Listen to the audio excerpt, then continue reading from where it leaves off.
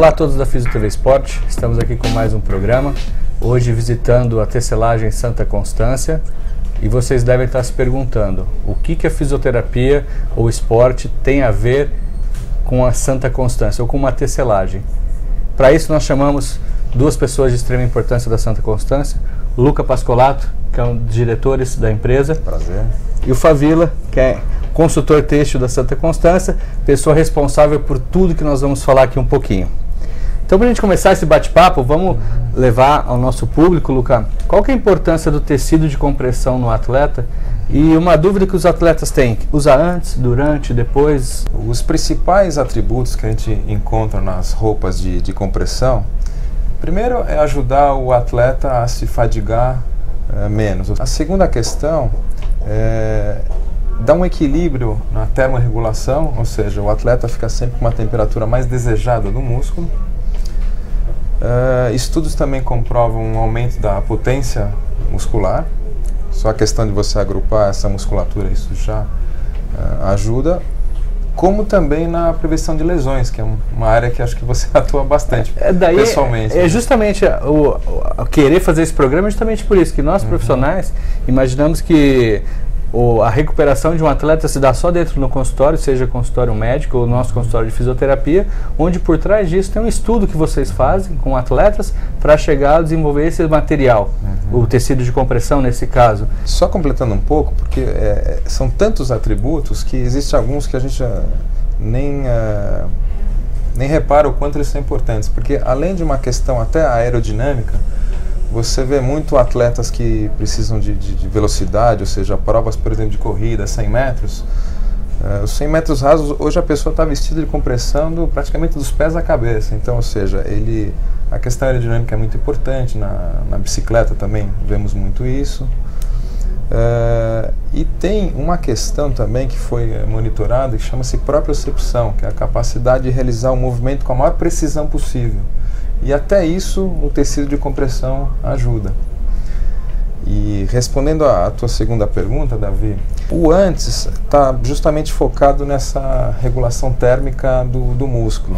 Uma vez que o atleta está aquecido, e é muito comum em esportes em que você está fazendo a prática esportiva, aí tem um tempo, depois volta para a atividade, depende da bateria que o atleta vai correr, tem uma fase de descanso. Então a musculatura está sempre numa pré-aquecida, vamos chamar assim, ela não chega ao resfriamento, isso ajuda muito o atleta, né? Durante o exercício, todos aqueles itens que eu elenquei antes, né? E no pós, estudos recentes indicaram uma excelente performance dos tecidos de compressão na recuperação. Ou seja, com o aumento do fluxo sanguíneo e a consequente aumento de oxigenação que o atleta tem por usar uma roupa de compressão, isso a gente consegue até comprovação numérica, através de exames de sangue, de o quanto o atleta consegue recuperar antes do tempo. Então tem geralmente de 48 a 72 horas que isso é perfeitamente monitorável. Favila, você que fez esses estudos, o Luca até comentou agora de números, como foi para chegar a esses números, como foi feito o estudo? Para ser sincero, essa história, ele começou muito tempo atrás no basquete americano, e obviamente eu acho que o esporte do brasileiro era o futebol, então acho que o primeiro protocolo que nós temos no Brasil foi exatamente tentar verificar se esse aumento de potência muscular, que o americano falava que era em torno de 12%, e aí nós falamos, poxa, vamos tentar ver se isso é verdade aqui no Brasil, e principalmente em alguma coisa relacionada a futebol, vôlei, que estava muito mais próximo da gente. E a gente teve duas perguntas nesse momento, que a gente fez inclusive junto com o CEMAF. Será que uma roupa de compressão vai diminuir um pouco essa movimentação do atleta? Então a resposta foi não, realmente isso não acontece. E segundo, esse aumento de potência muscular é verdadeiro? A gente não chegou nos 12, mas 10 a gente chegou, o que já foi excelente. Bom, com o passar do tempo, o que a gente começou a perceber é que houve uma migração. Saiu da bermuda, começou a ir para o legging, começou a ir para outras partes do corpo, e aí que veio toda a curiosidade e falei, espera, o que está por trás desses atletas que estão começando a vestir isso? E principalmente no triatlo, que é um esporte assim, realmente lá é a nata para quem quer fazer qualquer tipo de pesquisa.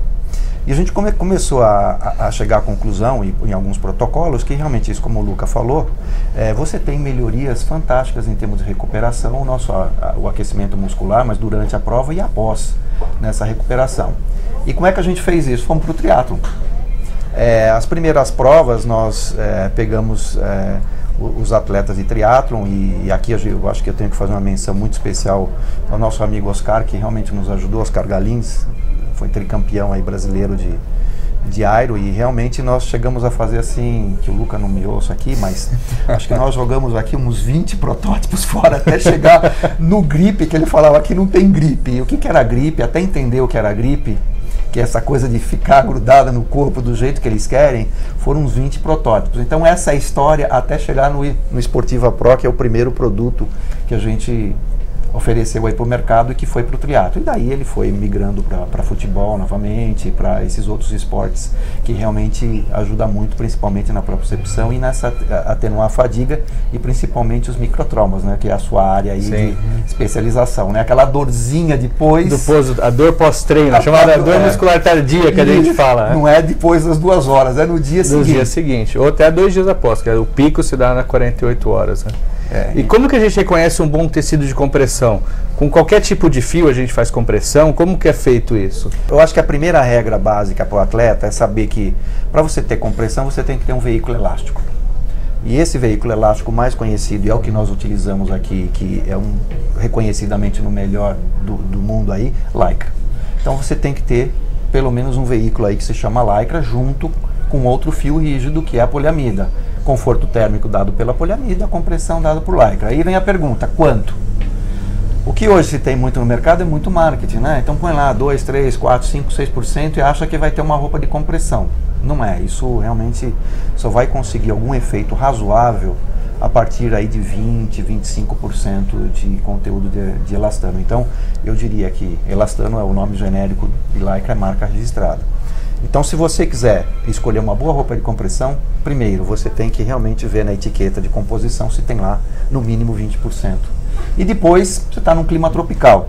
Nada melhor do que você ter uma fibra que respire, que seja agradável ao uso num clima como o nosso. Então, juntando poliamida com esse conteúdo de elastano, é a primeira grande, vamos dizer, identificação para esse atleta.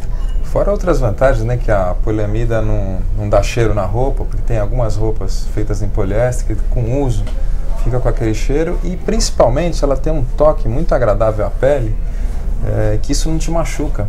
Já tivemos casos de atletas de corrida que depois de quilômetros e quilômetros, eles com atrito, eles chegavam até a ter sangramentos no corpo por causa do tecido adequado. Então se você colocar compressão e com um tecido agradável à pele.